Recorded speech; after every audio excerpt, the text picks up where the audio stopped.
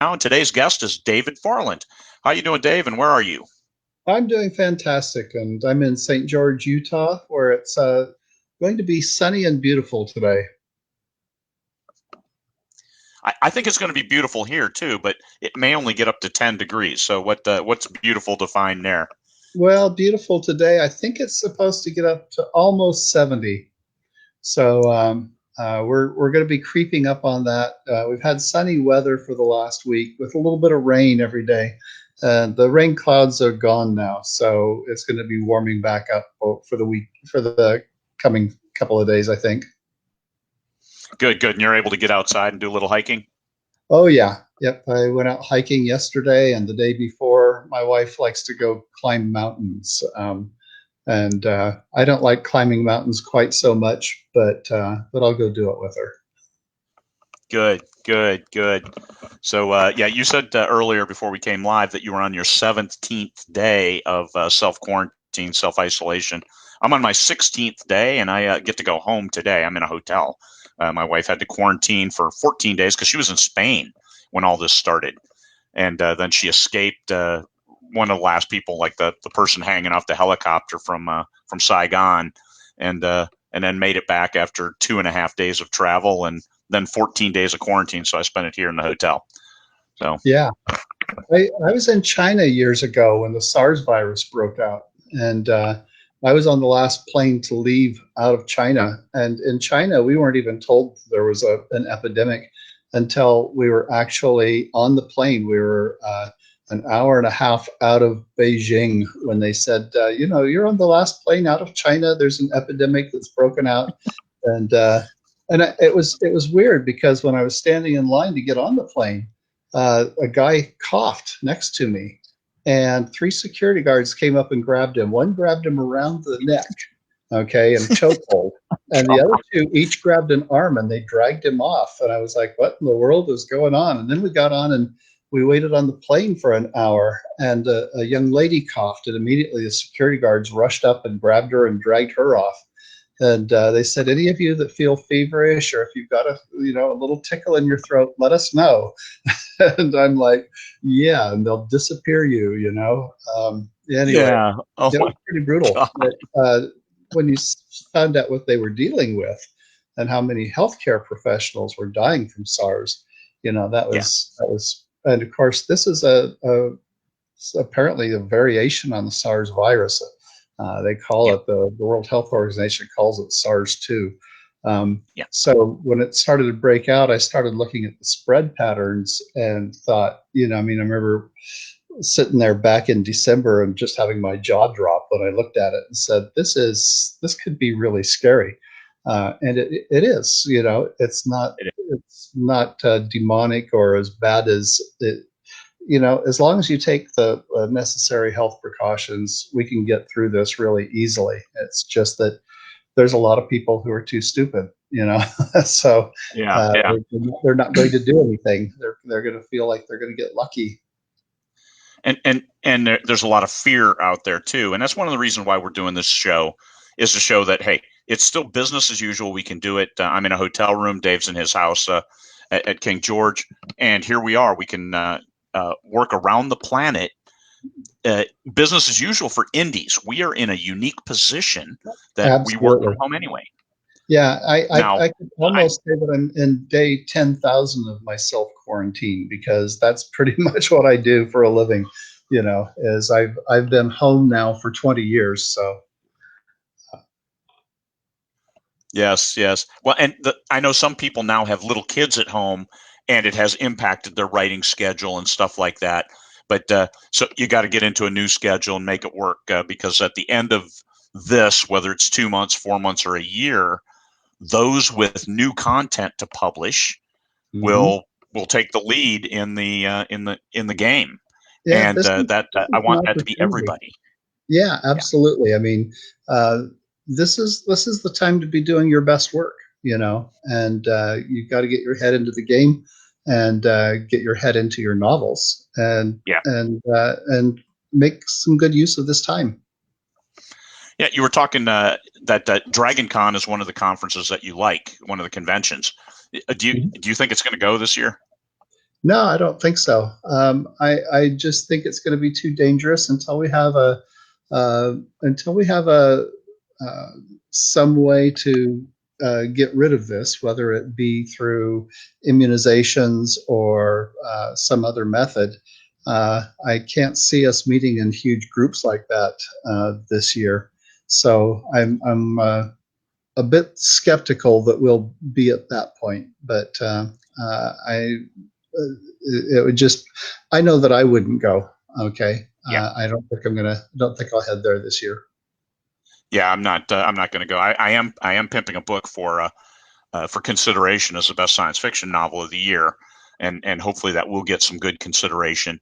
But Mm-hmm. I still wasn't planning on going. That we have a number of great 20 Books members that just find out who was there. Probably Chris Kennedy to represent us. I mean, I would be more than happy if I was able to win something and walk up on stage and Chris would go up and accept it for me, or his own. You know, Chris is going to have a bunch, but so Dragon. I don't think Dragon Con will go either. But 20 books to 50K Vegas, we are live because if we can't do a show come November, we got problems a lot bigger than a show in November. Well, I So do plan on going to 20 books. hopefully to put Yeah, people's I do plan on being there to teach, and so that'll be fun. It's just down the road, so it's real easy for me. that'll be great. So teach. Yeah, yeah. Oh, as a matter of fact, St. King George, you bet. You bet. It's probably a 3 hour drive. Um, More like, yeah, 4. 2 hours. Yeah, a couple hours. Oh, I'm 135 okay, miles great. away. So and at my driving speed at 85 miles an hour, I'll be there pretty quick. Good. That's great to hear, David. And it's going to be great to have you there. Talking about quality. Before we started, the quality of story. That's one thing I harp on every time. Too many people got the wrong idea when we said 20 book to 50K. A lot of our folks said, well, you just jam out 20 books of garbage and you make $50,000. That's what these guys are doing. And that is absolutely not correct. Your first Mhm. book that you start that 20 book run has to be good. And it goes Yeah, to the story. You were talking about helping a class that you teach on writing protagonists where you hypnotize the reader. Can you explain what you mean by that? yeah. Well, I teach a little class called uh, writing enchanting prose. And I teach a couple of different things. First thing I do is I teach you how to hook a reader, is one of the skills, because unless you've got a reader hooked, unless they're willing to read the first page, nothing's going to happen. But once you start into a story, when a person is just thinking, when you're driving around, you're thinking about work, you're wondering, what you're going to have for dinner and stuff like that. You're in what's called the beta stage of consciousness. It's a fairly high energy stage of consciousness where most of your thinking is being done right around right along the ridges up here of your brain, and it's the average stage that a person is in. When you start using your brain, though, when you start trying to imagine things, what happens is your brain starts accessing different areas. You'll go and start accessing your hindbrain as you think about what it's like, for example, to ride a bike or to shoot a gun. As you start imagining what it's like to see something, your brain will access the visual cortex of your brain. Or if you're imagining listening to people talk, you'll be going to the audio cortex, and all of a sudden your brain starts accessing these different areas. And when you do that, you go into a light state of hypnosis. You move from the beta stage into the alpha stage. And when you get into deep story structure, when you're telling a story deeply about several different protagonists and you've got them winding together, you'll even go into a slower stage of consciousness, down into the theta stage. So what we're doing is we're actually putting our reader into a state of hypnosis whenever we write a story, if we do it right. Okay, and we're really transporting them into the scene and using all of the senses. That's why you get that piece of advice from writers, age old show don't tell. Okay, because it's when we show the information that we actually hypnotize those readers and get them uh, to really get involved in the story. They forget what they're doing. They forget that they're supposed to be cooking dinner, or that they're supposed to, run an errand or something like that. And ideally, that's the phase that they want to be in. They know that's what they're paying us for. So I think you're absolutely right. Your first book needs to be a knockout, but then each time that you write a book thereafter, you want to write a better book. You want to have this uh, this reputation for consistency, for being the kind of writer that when people read your stuff, they don't know, exactly where you're going and how great it's going to be. All they know is that if you write something, they want to be there for the ride. That should be your goal as a writer. Yeah, you give them that dopamine rush, that That's that right. thrill of being in the story. And that's, as a writer, I think we all realize that state of flow where the Mhm. story just flows and you jam. All of a sudden, you look up, 2 hours have gone by, you've added 3,000 words to your novel, Mhm. and a good story puts the reader in that same flow, but it's reading flow as opposed to writing flow. You're absolutely right. In teaching this class, for example, in teaching you how to do this, you have to get into that flow first. You as the writer. And so what happens is that most of my writers, they'll say, "Oh, I started doing what you said, and by golly, all of a sudden I just got into the groove and I kept writing, and I was planning on writing 2 pages, and here's 17." And that's really what happens, because it gets you into the writing group. Because in order to move somebody else into the theta state, you have to be in the theta state. And so it's actually, in part, it's a class on teaching you how to delve into your writing so deeply that you get lost in the process. It gets to the point where you just feel like you're narrating, what's happening to you as you're imagining the story. I have to say, when I do that, when I have those bursts, when I go back and read it, I see that I skip a lot of things because I Mm-hmm. don't type as quickly as I think.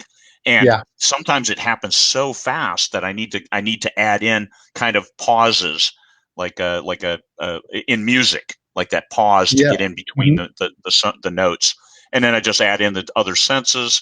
It makes sure the flow is a proper beat, and keeps the readers reading, and then fills in those gaps where I skip something, and it's You've an got it. easy edit Yeah, you've got and, it and a win. exactly. Because when you do it, you find that there's, I mean, if you're really deep into the flow, you find that there's very little, almost no editing. And the editing that you do is where you say, "Oh, I forgot to put in what it smells like," or "I Mhm. forgot to put in tactile sensation," or something like that. And so you're just filling in the things that didn't seem quite as important while you were into that meditative state. I think is That's about the cool. easy way to do it. So that's one of the classes that I'm teaching right now, and I just do that online at My Story Doctor. It's mystorydoctor.com. And Okay. the other class that I'm teaching is called the Story Puzzle. And what I do is I teach people how to brainstorm not just a story, but I want to brainstorm a bestseller. And by that, what I mean is you want to write for a wide audience. We're talking about writing for huge audiences. Years Mhm. ago, when I was writing Star Wars books for Scholastic, they asked me to help choose a book to push big, and I chose the book Harry Potter, and then helped create the advertising campaign for it so that we made it the best-selling book of all time. And most of the time when I start writing a book, I don't think about that. I'm thinking about just a story that really hits me on the heart and that I want to tell. But looking at a book and saying, how many people are going to want to read this? How can I capture a huge audience? That's important too. So in the story puzzle, I go into um, uh, first creating your setting, because that's where your characters and your societies come out of, and then creating your characters as individuals, and then creating the conflicts that develop from the various characters and settings that you've created, and then tying that all into an outline, a plot. And so what I do is I try to help people write best-selling books quickly. And I've had a lot of students, like Stephanie Meyer, who did Twilight, and Brandon Sanderson, who's doing really well, traditionally published, who've been able to use those methods. And that's kind of what I try to get into. I want to get people excited about plotting their book, and as we get into it, usually if people get about halfway through the class, and all of a sudden they're off writing their book. Uh, I be, I'm amazed at the number of people that will literally get halfway through the class, because once they've got the conflicts, they've got the bare bones down, and they get so excited, and they just want to get going, and that's okay usually. There's some extra things that we can talk about, about subtext and themes, for example, or plotting how you're going to do it. If you're going to be writing this book and you want it to be for a young adult audience, who are we going to sell it to, and how much are you going to demand for it, and those kinds of questions. So for traditional writers, there's a few more considerations. Yeah, the limitation on traditional is that you have to go with what the editor wants. If they want to strap you into a certain word count or something like that, you're kind of strapped. Yeah, well, and the interesting thing about it is that the editors have been notoriously wrong for centuries. If you look at some of the best-selling books of all time, okay, the best-selling fantasy of all time was Lord of the Rings, okay, and Lord of the Rings was rejected plenty when it came here to the U.S. Got half a dozen rejections. And I talked to the editor who published Lord of the Rings, and we talked about what he had to do to keep the book alive in its early days.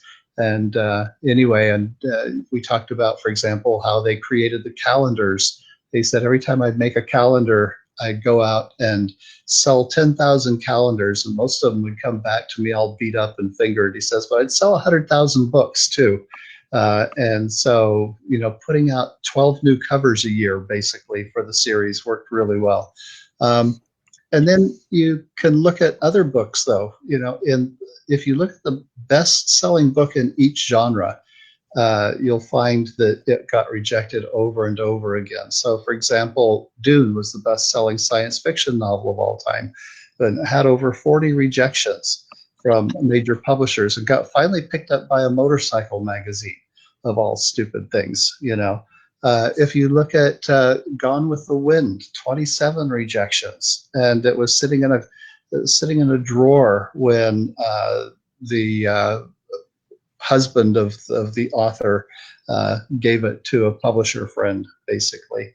Or you can go back to the best-selling book for the first 150 years after it was written was A Tale of Two Cities. Okay, and A Tale of Two Cities never got a publisher. It had to be self-published. So editors are notoriously wrong because they put those limitations on the story. They put word limitations on it.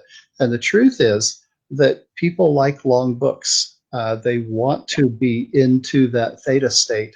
And it can only be done when you've got a big book. Well, it can't only be done. I can see ways to do it otherwise. But it typically is best done when you've got a big book with a lot of world creation that really transports the reader to another time and another place. And so that's what I've been interested in. I think that is a great observation, that big books. This is one thing we learned, not the hard way, but learned hands-on over the last 4 years. Our initial target was 60,000 words for our books. So we were anywhere from 51,000 to 70,000. But from a business perspective and self-publishing, from business perspective, you sell every copy of that first book. So every sale you make of the series is going to start with that first book. That's right. And having it longer, especially if you're KU in Kindle Unlimited and get paid for the page reads, having it longer is a good balance, and also getting those readers in. So now what we're really shooting for is a first book in a series, like 120 to maybe 180. And if the books are 60,000 words each, bundling 3 books together and the first release is all 3 books. Now you have to be confident that you've written a good story. You have to have beta readers. You can't just, hey, I haven't written a book before, but I'm going to write 3 books, and because Craig said 180,000 words, that's a great way to self-destruct, and we don't and waste a lot of time with a book that nobody buys. So you have to make sure that you have that good story, you have that hook, you have those compelling characters. But longer is, and we found this is better for the readers and far more lucrative. Yeah, I think that makes really good sense, quite frankly. We've I published a series of novellas, 2 different series that were about 30,000 word books. They do okay, but it's a pale shade compared to just full length books. I know a number of other people who dabbled shorter, and they're going longer and longer, 90 to 100,000 for a cozy mystery. So Mm-hmm. we're the 30,000 word books. In order to sell those, we bundled them in 3 book sets, books 1 to 3, 4 to 6, up through all the 12 series, and we wrote those for TV. So we wrote each one as an episode, but Yeah, bundling them in 3 book sets, and we did the audio in 3 book sets, and those are doing better. So yeah, yeah. That makes really good sense.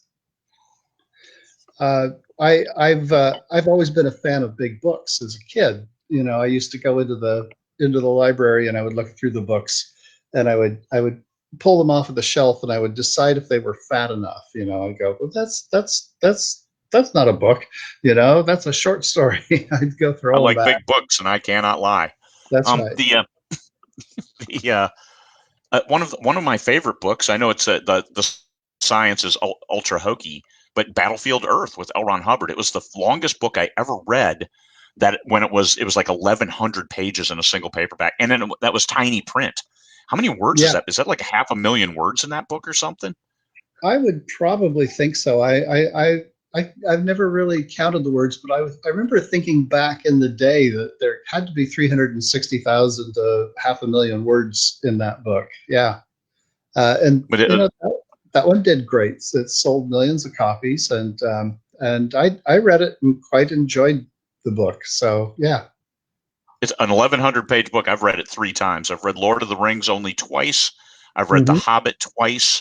I have read the first 8 pages 9 different times on the Silmarillion, and other books that I reread. I've read Ender's Game, and you know what? I read it. I could not finish it. I could not finish the last 5 pages because it Yeah. devolved to the point that I'm like, I just don't care. And I'm like, I don't care because what he had done. It's like you needed to end it when they found him at the lake, Hmm. and he retired. And then said, "Hey, we may need you again." Somebody's, and then end it there. Don't go on with. I have no idea what he was trying to accomplish with the last. I have 5 pages and I can't finish it. So, and I think I won't. Yeah. Yeah. Anyway, so Yeah, yeah, yeah, I think that I gave you a little sense of what I'm doing. I'm also teaching a big workshop on writing the epic novel, which is for fantasy and science fiction authors, and getting ready to do that. That one will be going up. Well, we'll be starting that one in October, but we're really going to start it early because I do have some books that I want people to read and study before we do it. So that's a lot of fun. And then of course I've got a little writing group, my Apex writing group, which is really dedicated to helping push writers want to uh, who want to do this for a living and who want to reach the apex of their career quickly. So we're dedicated towards people who want to write books that are turned into movies and basically learning the ropes in both industries quickly. That's the way that I want to go. So we had a guest on that was a movie producer last week. Next week I've got a guest coming on that's head of a publishing company, that type of thing. So we're just kind of pulling things together as much as I possibly can. And of course, I want my writers to be writing just like you do. It's there's a lot of extra stress that people are feeling right now. A lot of authors are saying that they're stressed out about the virus, or they've got changes in their schedule. They've got their wife and family home all of a sudden, and so everybody's in the house, and maybe they've got different work hours, or it's throwing a curveball at a lot of people, I guess. So I want my writers to be involved in their writing on a daily basis, and so I'm switching over, and I'm going to be doing basically what you're doing right now, which is each morning I want to get them involved in their writing. So I'm going to be teaching them some techniques to get them thinking about their work through the night, get their brain processing their upcoming scenes, and then how to get into your scene quickly so that you can write it as fast as you can and get into the flow first thing in the morning and have a good productive day. So That makes for a great day. You get that yeah, flow going, and you get a quick 1,000, 2,000 words, and it's amazing what kind of day you can have. yeah, exactly. And like you say, we've got this interesting opportunity here where we get to be locked into our house, and there's no excuse to go out. So you might as well get a great novel written. Someone wrote a little article about what Isaac Newton accomplished when Cambridge got closed down due to the Black Plague. Yeah. Came up with a theory uh, of gravity, along with a couple of other interesting things. And I thought, yeah, that's the kind of year I want to have. Yeah, I like your thoughts about the epic, writing an epic, and writing a better book with each new one, because I always push that. You just got to write the next one better, and you've got to start somewhere. Because some people are Mhm. paralyzed with that first book. Oh my God, it's not good enough. Well, who are you reading? Well, I'm reading Anne McCaffrey. I'm reading. Hey, it's not going to be like theirs. That's Might right. take a while, We and always writing takes practice. we always compare ourselves to our favorite authors, and so you look at the best book of all time and you go, gosh, I'm not sure I'm there yet. And ideally you're not. You've got to be able to work up from wherever you are, and the goal, I don't think, is to be perfect. I think that the goal that you want to have with those first books is that you want to be remarkable. And when I say remarkable, I want people, when they're standing at the line in the grocery store and somebody mentions Lord of the Rings, they say, "Oh man, I read this fantasy book the other day." In other words, they want to talk about your book. I think if you can be remarkable, and that doesn't require you to be the best writer of all time, but it does require you to be pretty good at about three different things. So you've got to have a pattern of greatness. So if you've got really great characterization, and you've got some really fascinating twists on your story, and stylistically you're above par, you can do great. So what about you didn't mention world building as one of the three things to be great? Well, that can be one of them, and I think Okay. here's between you and me. Okay, if you look at the best-selling books of all time, oh, we'll ignore these guys over here. So if you look at the best-selling books of all time, in each instance, it's the book in its genre that has the best world building. Okay. In other words, if you transport the reader to another time and another place really well, that reader is going to end up thinking fondly of your book. And so, for example, when Scholastic asked me to pick a book to push big, and I chose Harry Potter, I was looking at a lot of different books, and I wanted the books to be something that could be translated into film and into video games. But then also, I wanted it to take you into another time and another place really well. And with a lot of their picture books, we could do that. But this was the one that I felt was going to creating the world of Hogwarts was something that I started looking at from page one and saying, okay, where is this going to take me? And I just thought that the author did a wonderful job. I looked at it and I thought she nailed it all the way through. Most of the time, when an author tries to create a new world, they'll create a new world, they'll create the rules of the world, and they'll do it really well through about half of the book, and then they just use what they've created to finish off the story, and so the world building kind of dries up. And with Harry Potter, she's still building scenes all the way through and into book 7 and 8, and and so on. So that was one of the keys, was that this transports you and keeps on transporting you. That was an incredible evolution of the story, as if she knew exactly what was going to happen in all 7 books when she wrote her first book. Yeah, I think it was pretty well plotted out, and she was ready to go crazy with it.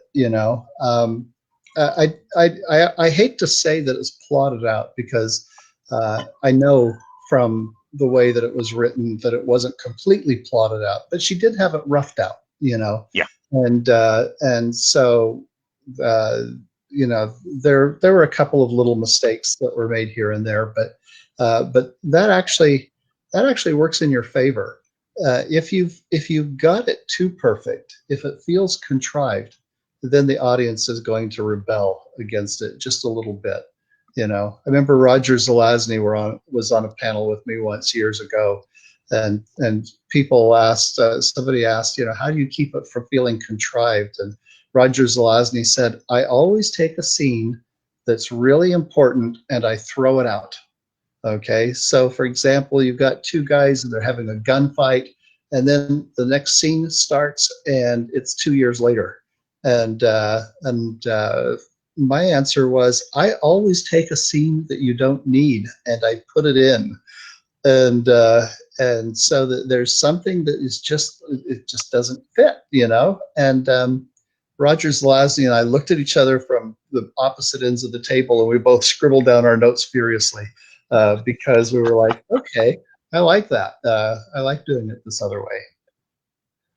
Well, I don't think people like being in a nice hard box. You soften those edges a little bit and give yourself some room. Yeah, exactly.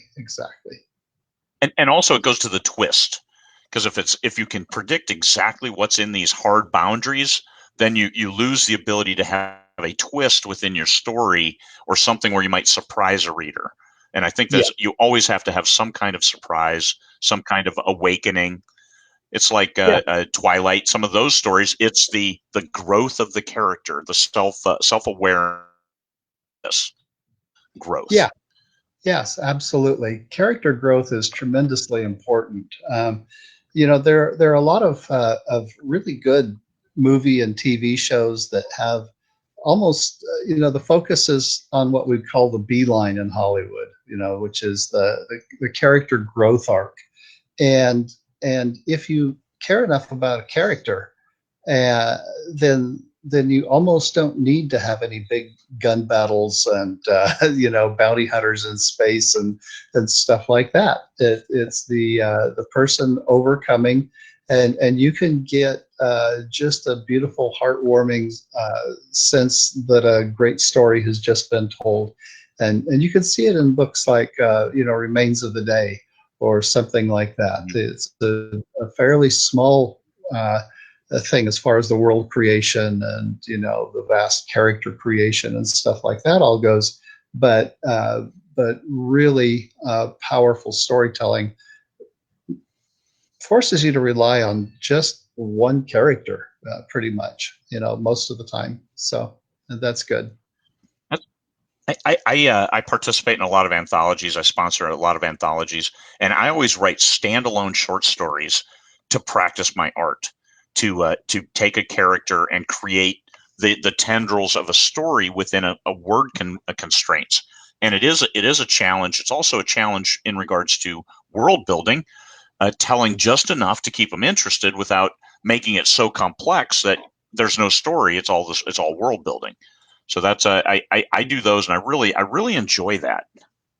Yeah, it's a lot of fun. I do the same kind of thing. Every once in a while, I'll just bang out a short story for the sake of having banged out a short story. Or most of the time today, quite frankly, there are people ask me to write them for anthologies or something. And the big problem with it is that every time that I write a short story, there are people who are like, okay, now I want to see the rest of the series, and so I get a lot of Sorry, Dave. I think we're breaking up here just for a little bit. Yeah, I think we did. Okay. But the big Okay, problem there we is are. We're back. typically I just want to, once I get into a short story, they just seem to grow exponentially, and all of a sudden I discover that yeah, there's a heck of a lot more here, and I've done that with every novel I've written. They always expand. So Good. naturally, I'm a long form storyteller, I think. Yeah. Yeah. So what? So I have the hard question. When are you going to self-publish a book? Well, I did. I have done a bit of self-publishing. I did a little children's book years ago with a friend, and we self-published and did pretty well with that. It was a little book called Rendon the Puffer, and it was a picture book. And we were going to start a movie company, an animated movie company, and it was back in 2009. And the guy who was doing the fundraising for the movie company raised $16 million and ran off with it. And so anyway, so we did. I've done a couple of other things. I've done some nonfiction. My book, $1 Million Outlines, uh, was the number one best-selling book on writing on Amazon for several months, and so that worked out really well. I did a book called Nightingale, and I won a number of awards with it. And I decided to take it off. I've unpublished the book because it was a young adult novel, and I won the International Book Award for Best Young Adult Novel, and I won the Next Gen Award, and I won the Hollywood Book Festival for Book of the Year and stuff like that. But I decided I wanted to aim it a little bit older and put in some more scenes to make it more effective for female authors. So I'm getting ready, or female readers, and so I'm getting ready to re-release it. But I want to write the sequel to it before I do that. So that's kind of next. I'm writing my last Rune Lords book right now, the last one in the Rune Lords series, and then that should be done in a few weeks, and then I'm going to jump into the Nightingale series, and I want to go ahead and work on that. So the question becomes, am I going to self-publish it? I've got a movie producer who wants to do a TV series based on it, and they're pretty darn serious about it, and I think we could do a good job with it. So I may actually self-publish the whole book and go that way.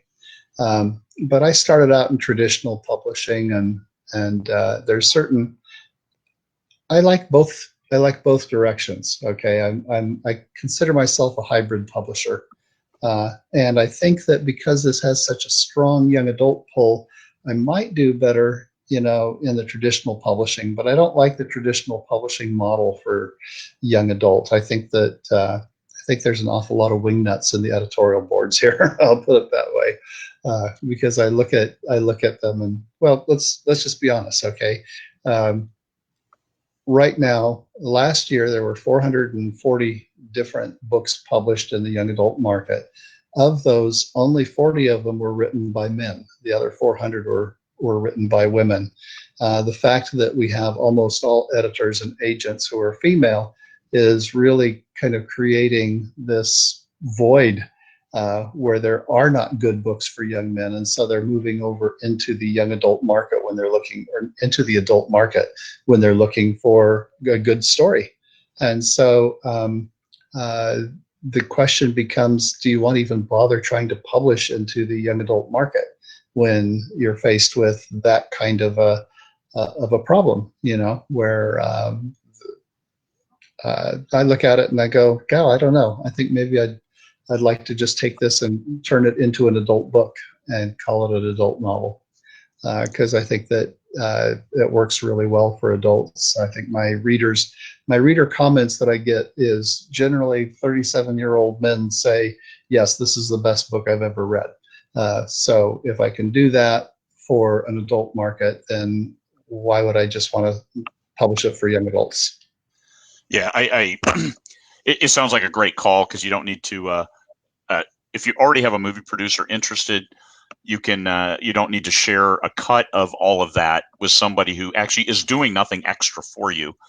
Young adult, if you look at our group, 20 books of 50K, there's probably 440 books published in the last month, at least, in the YA category. And I'll tell you, 1 week ago today, I published Crimson Run. First book in a new series. It's YA. It's actually sitting number one in a number of YA categories, science Mhm. fiction YA. With Julia Hooney did the heavy lifting of the story. It's our collaboration, and Mhm. it is. I can tell you that trad does not dominate the YA market. Now they may have the top ones at the top, but the meat and potatoes of the rest of the market is available, and Yeah. you don't have to be trad to access it and do well in it. Okay. Yeah. This is one of the things I've looked at because it's uh, the way that they're published in the bookstores and everything. I've been wondering how well how well the indie market can break through that, and it sounds like you're making some great strides there. So that's what I've got to look at here. I think, and in this is to just decide, which is the best way for me to go. Because I think my okay, I'm known as an adult fantasy and science fiction writer, not a young adult writer, and in the young adult market, there's a huge prejudice just against science fiction and fantasy. They're all saying, "Oh gosh, we've had so many science fiction and fantasy titles thrown at us," but when Stephanie Meyer came to me and asked, how do I write the best-selling young adult novel of all time? I said, well, you're going to have a 16-year-old female protagonist, okay, and it's going to be about her falling in love with somebody who has inhuman powers. And she's like, what? And we sat down and outlined, we basically brainstormed Twilight. And when we did that, we got done, and she says, I've never thought about writing a book like that before. I'll have to think about it. And it took her about a year before all of a sudden it kicked in, and she caught the vision of what I was talking about. But the point was that when you're a 16-year-old kid, you're precariously balanced on this sense of wonder as being your favorite emotional draw into a story, and romance. And for a 16-year-old girl, it's romance. For a 16-year-old boy, it's adventure. Okay.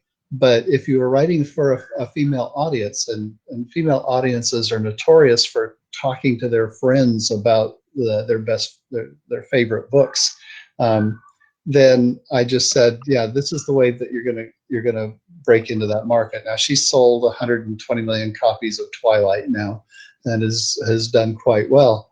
But at the time, one of the questions after we talked about what kind of book it would be, she was like, well, where do you sell that? We don't even have a genre for that. And at the time, in 1998, when we were talking, no, it's actually, it was the year 2000 when we were talking. There wasn't a big audience for young adult fantasy, and I said, gosh, in a couple of years with this Harry Potter run, people are going to start figuring out that they need a line of young adult books, and then you'll be ready to publish that. And sure enough, about 4 years later, every single publisher started a young adult fantasy line. Okay. Yeah, you bet. And so she was able to just jump right into that and really dominate the market. But yeah, that's part of what we're trying to do, is to figure out, okay, what are the trends going to be? So I'm delighted to hear that you're doing really well with the self-publishing trends and young adult, because that's such an Definitely easy why. market. It's just such an easy market to take. I'll put it that way. Uh, I feel like the traditional publishers are sort of like dinosaurs, and we're the hungry little feral cats or something, figuring out how to eat all of their kills, because there are so many markets that are not served by traditional publishing. For example, I had a friend that wrote a book a while back that was called Dare, and it was about the daredevil stunt drivers back in the 1960s and 70s. And he had worked with Evil Knievel and stuff like that as a stunt driver. And it's sort of like Gone with the Wind for cars. And I sent it out to publishers, and everybody, and the only comment I got was, people don't read about cars, people read about people. And I'm like, no, you idiot. There are 70 million NASCAR fans in the United States. Yes. There is an audience for this. Okay. The only problem is that traditional publishers don't figure out how to tap into that audience sometimes. So, I think that there's a great market for the book, but there's no publishers. Of course, nowadays, I would sit down with the author and say, okay, let's go take this book out and turn it into a big self-published book. And, I think we could do really well. Unfortunately, the author passed away a couple of years ago. And so, well, yeah, that's always a challenge. Yeah. You're breaking up on me Breaking just up a little again. bit. I'm down to one bar. It's on me. Okay, we're back. We're back. Okay. Anyway, are we stabilizing it? Just taking a short break. There we are. I'm back up to 2 bars. Hey, hooray for Fairbanks. Elaine Bateman here said that it came to her in a dream. Actually, Stephanie in my class, when we were talking about how do you publicize it and what makes a good story, I suggested to her that you could tell them that it came to her in a dream, because Mary Shelley Shelley did that with Frankenstein, and it really just impressed people, because the idea that you could have a dream that was so vivid that it turned into a novel and became a selling hit is just really a seductive story. So that was her story. Whereas J.K. Rowling, she used what we call the rags to riches story. Gosh, I was living in the ghetto, on the street, and became a multimillionaire. And that story worked really well for her for publicizing her novel. Even though I know a lot of people who've gone through a lot more hardship than she ever did, so there's a couple of different stories. The other big one that you can use for publicizing a story is "It Happened to Me." So if you've got a strong element of autobiography in your story, it's really hard when you're dealing with vampires and werewolves to say that it happened to me with a straight face. Yeah. Anyway. For the male young adult market, I always recommend all of Robert E. Howard's works, especially all the Conan stuff, the original written stuff, because it's crazy use of language, but it was evolutionary at the time. Mm-hmm. So those were some of the first fantasy books I read, were the Robert E. Howard books, because my brother had the whole collection. He was older than me, and it was the 60s. We didn't have internet or anything fun. We had 5 television stations, and only Dad chose which ones we watched. So I was limited in entertainment, and I read my brother's sci-fi collection, and that's how we got to The Hobbit and Lord of the Rings and all of the big novels of the day. Dragon Riders of Pern, when that came out, and it was a great way to grow up reading as a young man, as a teen. I mean, it showed you what's possible. Yeah. My dad had a grocery store, and every Friday the guy would come in and stock up the book rack in our little grocery store, and I'd go pick out 3 books for myself, and I would go read them right away, and then I would usually read one a day, and I would take very good care of them so that you couldn't tell that somebody had read them before they put them back. Put them back on the rack. There you go. That was my goal. It doesn't get any better than that. And is that how you developed a better understanding of story? Sure. I started out, I was 16 and I'd read Lord of the Rings, and I read it like 3 times right in a row because I really loved it. And then I started trying to read fantasy, and there wasn't a fantasy genre at the time. However, there was a little store in Corvallis, Oregon, about 17 miles from where I lived, and it was called the Grassroots Bookstore, and it was called a fantasy bookstore, and they sold fantasy books and bongs, and roach clips and light systems so that you could grow your own. And anyway, so I used to go in there because they had the best selection of fantasy novels of any bookstore I've ever seen. But I very quickly read everything that I could, and so by the time I was 17, I started making up my own stories, and I wrote. My first book was called A Wizard in Half-Light. I started writing it, and I got about 10 chapters in and realized I didn't know how to finish it. I didn't know how to write the middle of a novel.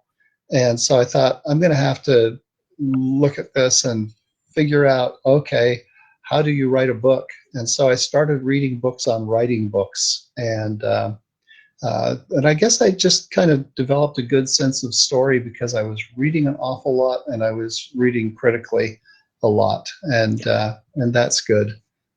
Also, when I was a kid, I was a chess champion, and so I was always good at thinking ahead and figuring out what I was going to do and that type of thing. And I was when I was quite young, gosh, I was 15 years old. I had some gentlemen from the CIA and the Secret Service come and visit me, and they wanted to recruit me to work in a think tank, and so I had a natural inclination, I think, towards just plotting and thinking about things, I guess is the easy way to put it. I've got an unusual brain, not really better than anybody else's, just different. Put it that way. And that's reading. I always read the stories and enjoyed them, but about the last few years before I retired and started writing full time, I was reading them more critically. What do I like? What do I don't like? Because the availability had skyrocketed thanks to Kindle and being able to read on my smartphone. So I started reading them critically. When I first started writing, a lot of the things that I now know I did naturally. So I guess I got lucky in that regard, but that was because it was ingrained in here's what I like, here's what I don't like. And my second book is still one of my biggest sellers. And I'm like, this is the second book I ever wrote. And I've got over 100 titles now published. And it's still, it has those things. It's the world building, but it's through the character's eyes. And when I first started, I'm like, I will reveal it to myself through these characters' eyes as we go. And it made for a good series and still sells. It's still the complete set is still my bestseller right now. Every day, day in, day out. I put them all 9 books together last summer, and since then, day in, day out, my best-selling book every day is that omnibus collection. Yeah. I think I think we develop our tastes pretty young, typically, what we like and what we don't like, and I think just coming up with it naturally just makes an awful lot of sense. You can go out and write a great novel, and I've read great novels where I've read the great novel and then I thought, I don't really like that. This is chocolate, and I like vanilla cherry. Right. This is just something that the taste is off for me. And that's all I look at. I look at what's my personal taste and how do I fit to my taste. Oh, you bet. I've looked at some of the like the Amazon top 10 books, and I look at it like, okay, I can see that this is a good book, but it's just not for me. Perfectly fine. Now, on a different note, nonfiction. What nonfiction books would you recommend for an author's library? Oh, that's an interesting question.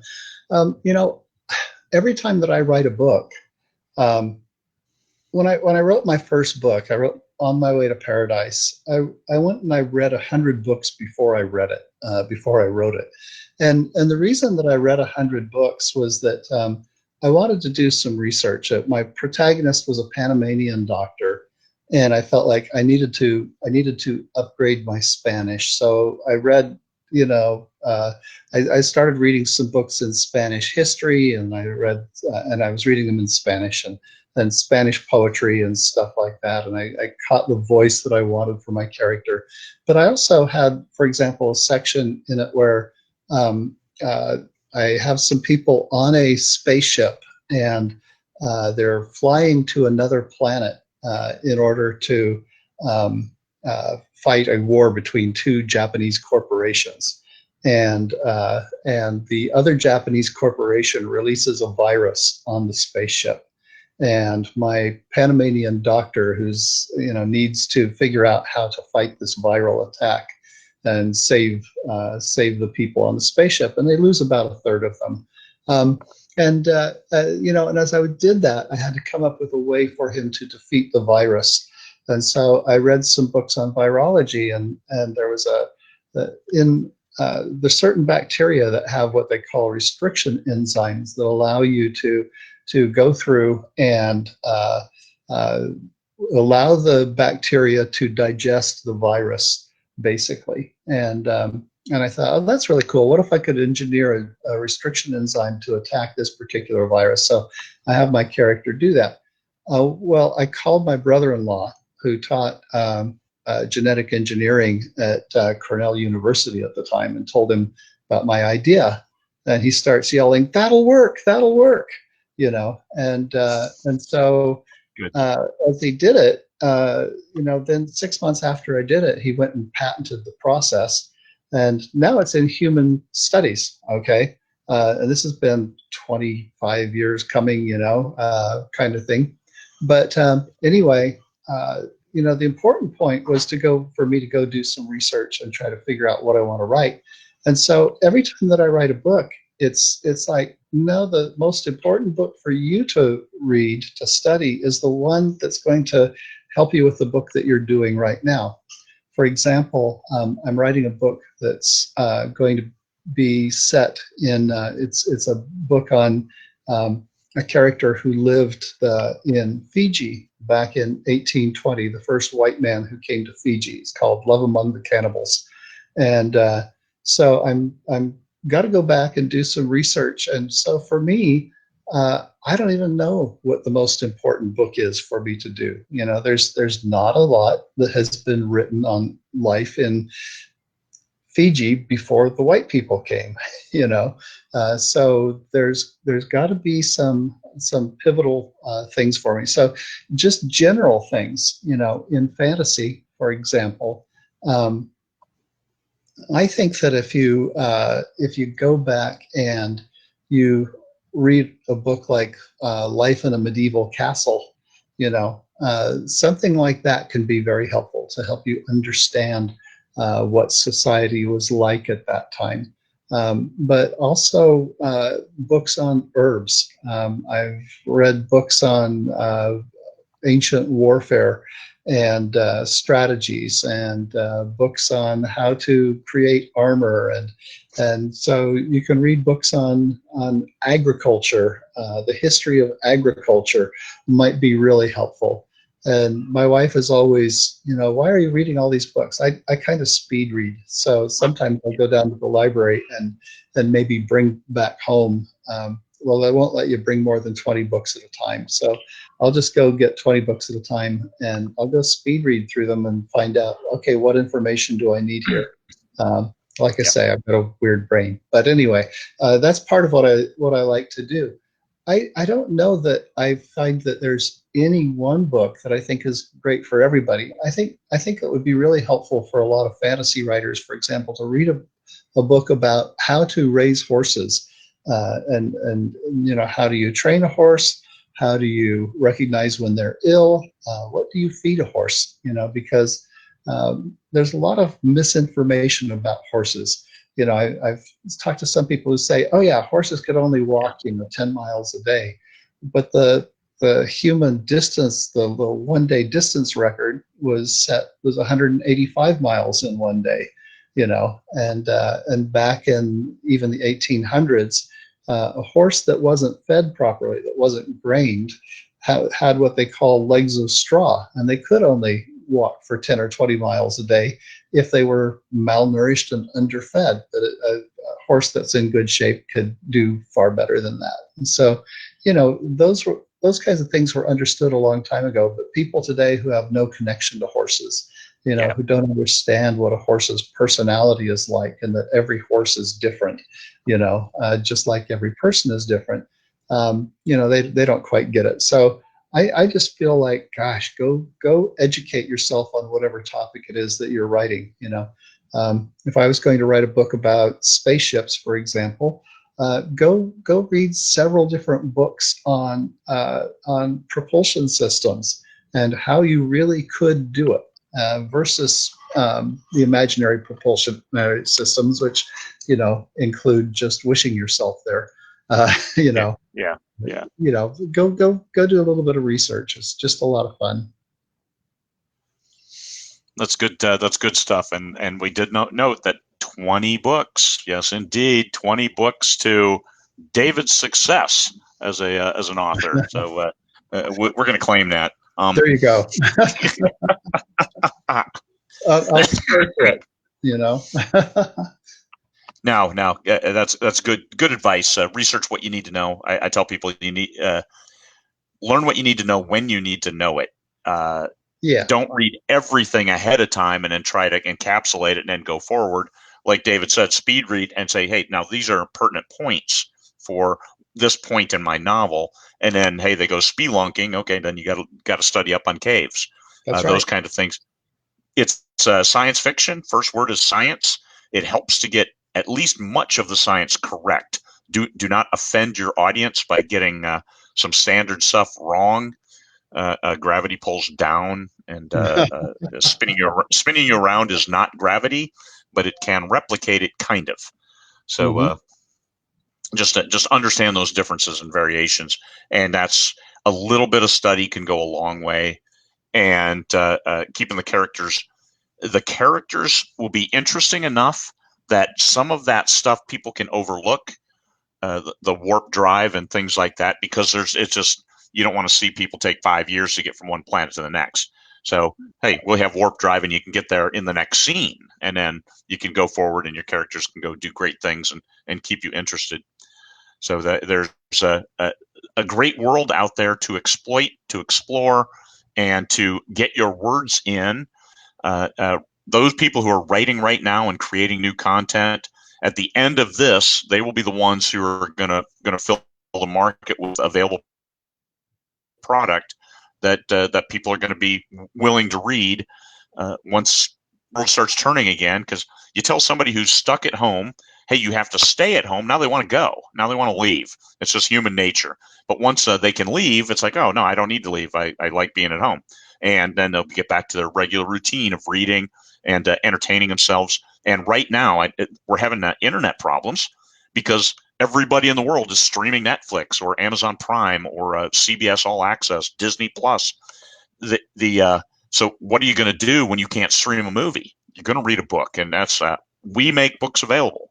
I mean, we have 39,000 members of 20 books of 50K. We have friends across all spectrums of the author world, and he who puts content in front of the reader will get rewarded for it, even if it's in page reads, even if it's in future commitment. Like, I love this author. I know I got the book for free. I have no money right now, but boy, when I get paychecks again, I want to read this guy's books. And that is the holy grail of what you're doing right now. Absolutely. Absolutely. Good. So that's my way of my diatribe as we're wrapping up. We've been at a little over an hour now. So thank you, David. I really appreciate you coming on the show and talking to our good folks in 20 Books of 50K, giving them some words of wisdom. What's your website again? MyStoryDoctor.com. Just MyStoryDoctor.com. No spaces, dashes, and if it asks you for a password, Penny is a freeloader, no spaces or dashes. There you go. It was great. We look forward to seeing you in Vegas. As of right now, Vegas is on. No chance at all of right now or thoughts of trying to cancel. We're going forward because it's in November, and I hope that we're able to travel come November. Look for those deals on plane fare right now for those traveling farther, because right now also I think part of your deal is that it's no cancellation fee. So so you can get a discounted ticket and no cancellation fee in case we do have to cancel, and that is not on the table right now. Anyway, you guys have a great day. Tomorrow, I'll have a show tomorrow. I don't have a guest yet, but I will have one lined up, and maybe it'll be a surprise guest. So thanks, Dave. Appreciate your time. Thanks everybody for watching and listening in, and you guys have a great day. Get some good words today. Okay, you too. Bye bye. Hey, stop.